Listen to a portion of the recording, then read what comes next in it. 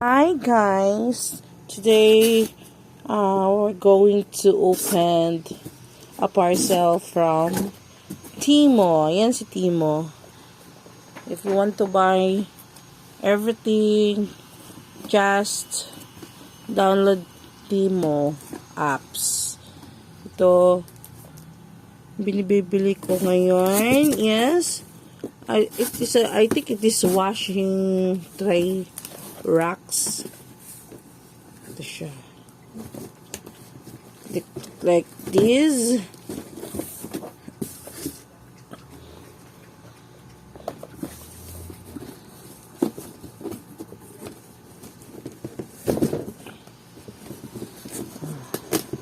While I'm unboxing, may isa din na naruuhaw.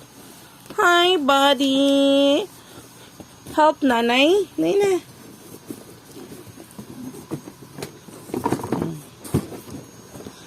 Ayan.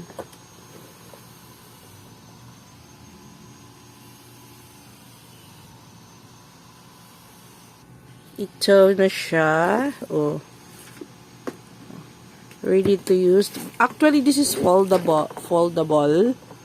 Kapag hindi mo siya ginamit, i-fold mo lang siya. Pag ginagamit mo siya, yan, ano natin.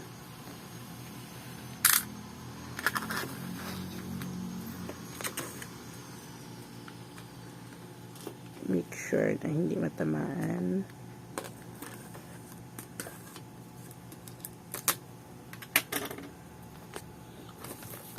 Siya naman ay nasa ibaba kasi naghihintay na may plastic na mahuhulog. And kilala ko pala to guys. Ito po yung baby ko na si Buddy. Come here, Buddy. Come here, nanay. Oh, here. Come here, nanay. Oh, yan siya. Ito lang siya, guys. So, it's ano, parang feeling ko na matibay siya.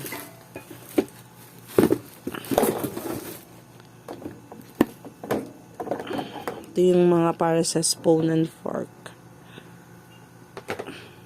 Dito siya i-drain yung mga bagong hugas.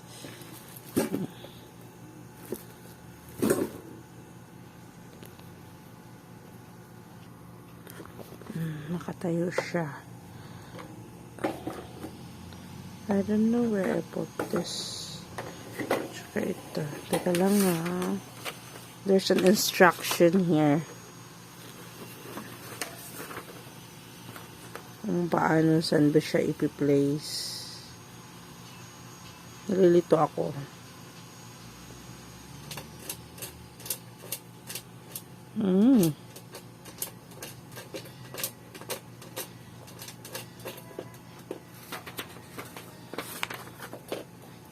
Ito. Okay. Dito siya.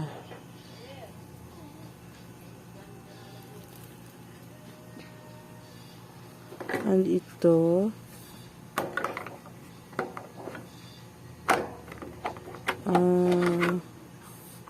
Ay. Wait. Baka sa kabilang side.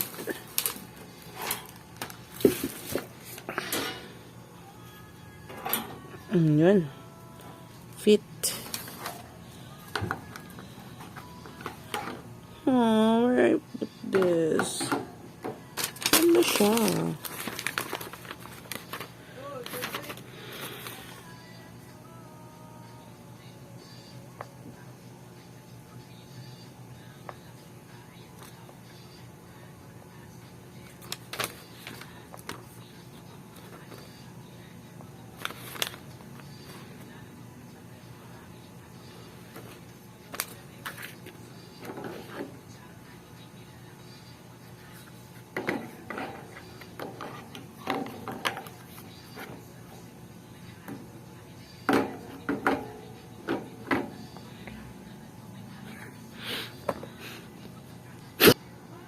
Ayan, dito pala yan. So, para dito sa mga kutsara at saka tinidor, dyan yung ipapatulo, mga kutsilyo, Then, mayroon po siyang tray sa ilalim. Ilagay. Tapos, ang kagandahan siya, you can adjust this one para diretso siya dun sa may sink. Doon mapadaan yung water na nadidrain galing sa mga plates. So, ilagay siya dito. Yeah. Ganun siya. Oh, ito yung dito dadaan dito the drain or the sink. Then, ganun siya. Patong lang dito. Lagay sa may malapit sa lababo or sa wash sa hugasan. Nice siya guys kasi hindi mag-stock up yung water dito sa tray. Unlike dun sa mga dati kong binibili. Kailangan mo pa siyang itatapon yung water na nag-stack na nagaling sa plate na yung nadidrain kasi nangangamoy po yun. Nagkaroon ng bacteria. At least ito nice. Feeling ko worth it yung money. Dito. So, thanks Timo for these nice dishwashing trucks, draining, what's mean drainage. So that's it guys. Thank you so much.